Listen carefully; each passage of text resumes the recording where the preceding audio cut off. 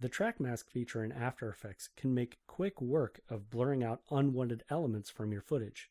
In this tutorial, we're going to blur out a license plate. To get started, let's select Layer 1 in the timeline and press the spacebar to play back. You may notice there's a fair amount of movement in this shot, so we might have to make some minor adjustments as the track is occurring. I'll press the spacebar to stop playback and move my current time indicator back to the beginning of the timeline. We want to start by applying a mask, so go up to the tool panel and grab the pen tool. With the pen tool active, let's go to the lower left corner of the composition panel and change the magnification to 200%, and then press and hold the spacebar down to switch to the hand tool temporarily. As long as you hold the spacebar down, when you click and drag, you're just repositioning things using the hand tool.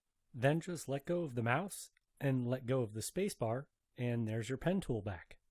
Now let's start adding points around the outside edge of the license plate. Let's start in the upper left corner and click around through each of the corners, staying kind of close. And then when you get back to the first point, make sure to click on that to close the path. If you need to reposition a point, when you hover back over that point, you can click and reposition. So I'll just reposition the edges of the mask off the edges of the license plate.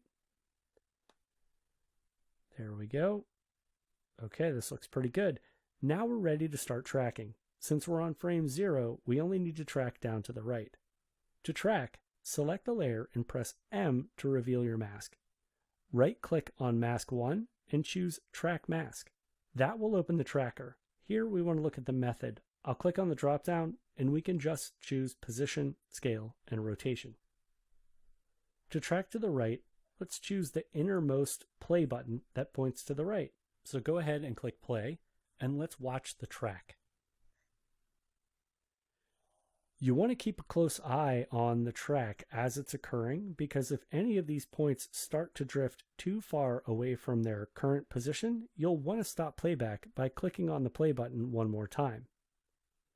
Thankfully, this track seems to be doing well so far, so I haven't had to stop.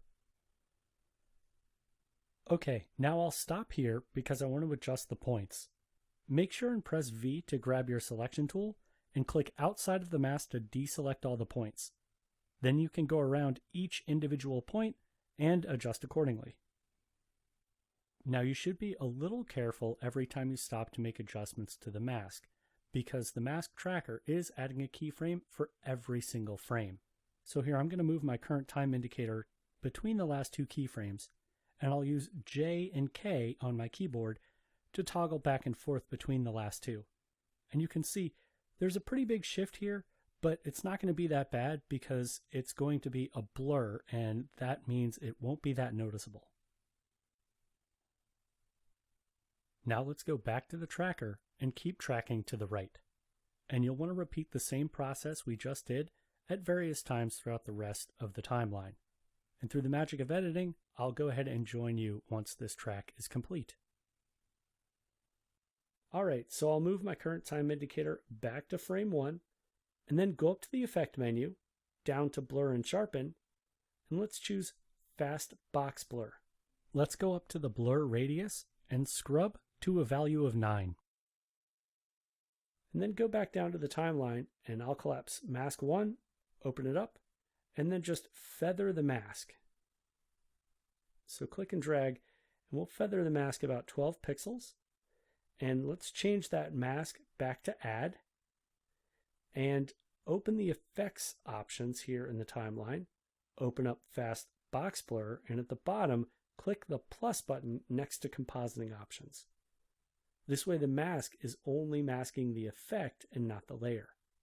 Feel free to click anywhere to deselect, and then press the comma key on your keyboard to zoom out to 100%, then press the spacebar to watch your video.